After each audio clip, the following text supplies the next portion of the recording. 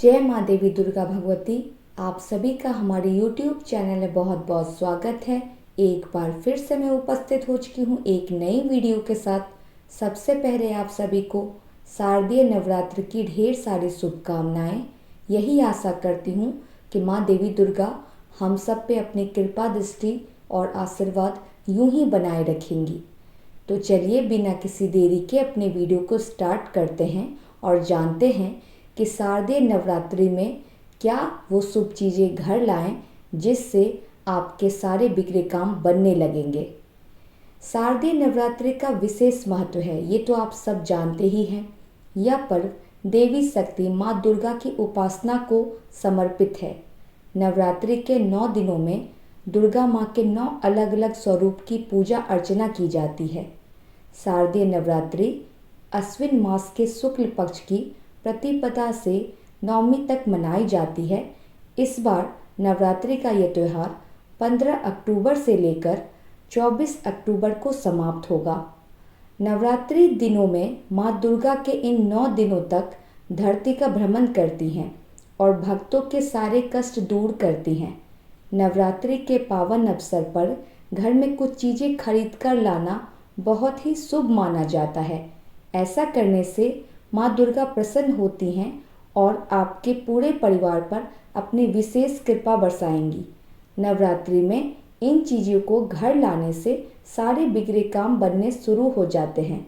तो चलिए बिना किसी देरी के हम जानते हैं कि वो क्या शुभ चीज़ें हैं जिनको आप खरीद कर घर लाएंगे जिससे घर में बरकत होगी। सबसे पहले नवरात्रि के पहले दिन लाल रंग की त्रिकोणीय पताका जरूर खरीदें। नवरात्रि में यह पताका खरीदना बहुत शुभ माना जाता है। इस तरह की पताका माँ दुर्गा की जय जयकार और विजय की निशानी होती है। नवरात्रि के दौरान उस पताका को पूजा घर में रखकर विधि पूर्वक पूजा करें। घर की छत पर ही पताका अगली नवरात्रि तक लगी रहने दें। दूसरी सबसे महत्वपूर्ण चीज़ है, नवरात्रि में माँ दुर्गा को श्रृंगार की सामग्री अर्पित करना बहुत शुभ माना जाता है।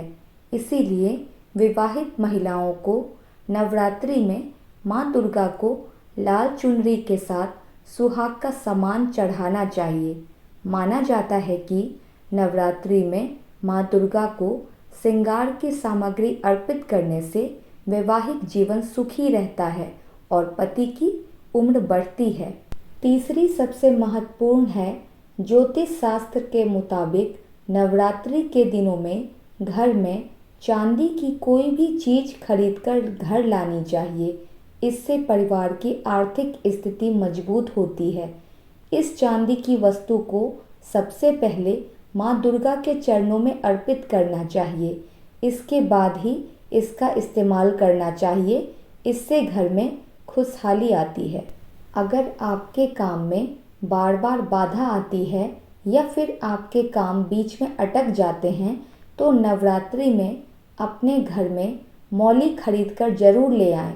घर लाने के बाद मौली के धागों में 9 गांठें लगाकर माँ दुर्गा को अर्पित करें।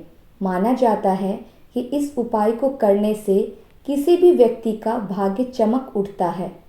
5th पॉइंट, माँ दुर्गा के चरण जहाँ पड़ते हैं वह घर धन्य हो जाता है। शारदीय नवरात्रि पर आप माँ दुर्गा के पद चिन्ह घर जरूर लाएं।